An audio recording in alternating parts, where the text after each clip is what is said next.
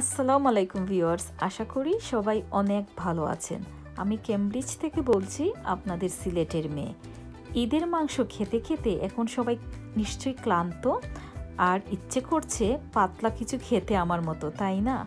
আমি তো আবার বেশি হেভি খাবার এমনিতেও খেতে পারি না। আজ লাঞ্চের জন্য বোয়াল মাছ দিয়ে পাতলা করে কারি কুক করলাম আর ভাবলাম আপনাদের সাথেও শেয়ার করি রেসিপি। বোয়াল মাছ আমার খুবই প্রিয়। বাজারের লিস্টে সব সময়ই আমি এই মাছ অর্ডার করে থাকি। এটা কুক করতে খুবই ইজি আর খেতে তো খুবই টেস্টি।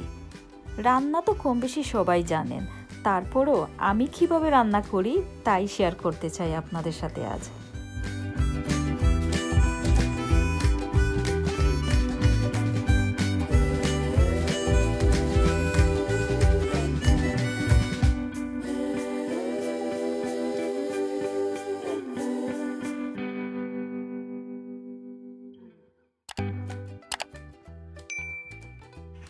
প্রথমেই ফিশগুলোকে ভালো করে কেটে ক্লিন করে নেব লবণ দিয়ে।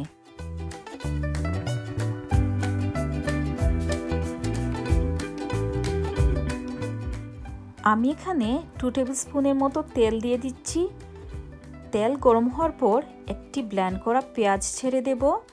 আমি এখানে 1 কিউব ফ্রোজেন গার্লিক ইউজ করছি আর সাথে 1 টিস্পুন লবণ।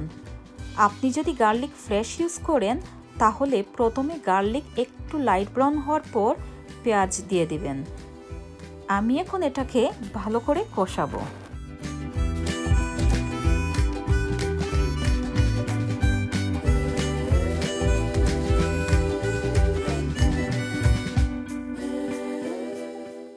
এখন আমি হাফ টিস্পুন টারমারিক পাউডার দিচ্ছি, সাথে 1 টিস্পুন রেড চিলি পাউডার আর হাফ টিস্পুনের মতো কোরিয়ান্ডার পাউডার ছেড়ে দেব।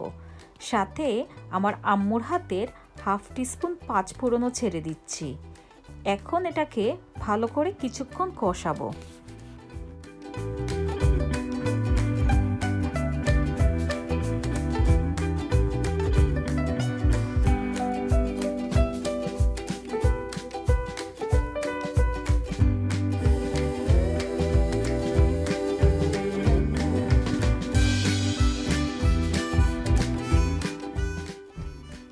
আমি এখানে প্রয়োজন মতো পানি ইউজ করব আর সাথে কিছু ফালি করে কাটা কাঁচামরিচ ছেড়ে দেব।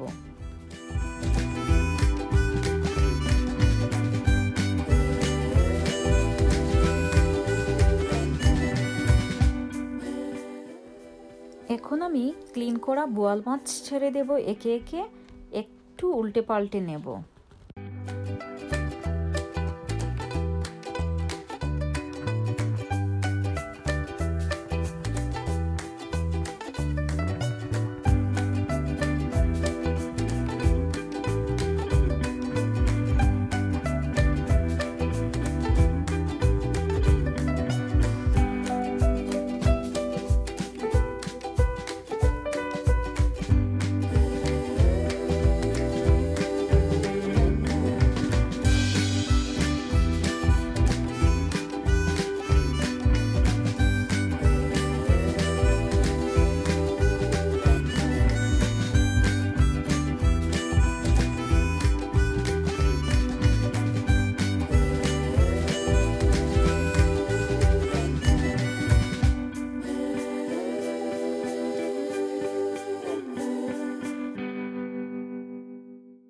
আমি 1 টেবিল স্পুনের মতো টমেটো পুরি ইউজ করছি।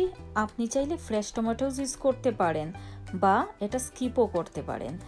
এখন লিড দিয়ে 2 মিনিটের মতো কুক করব।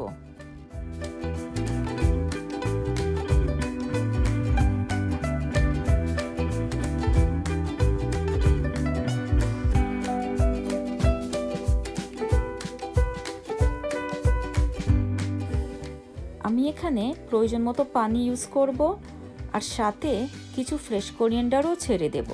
তারপর লিড দিয়ে ঢেকে আরও 2 মিনিটের মতো কুক করব।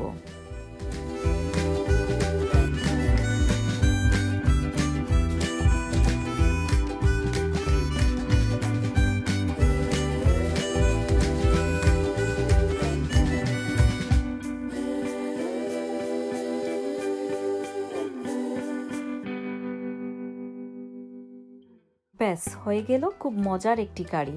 আমার রেসিপি ভালো লাগলে আমাকে কমেন্ট বক্সে জানিয়ে দিন লাইক সহ, সাথে বেল সহ সাবস্ক্রাইব করে নেবেন আমার চ্যানেলটি যদি এখনও না করে থাকেন।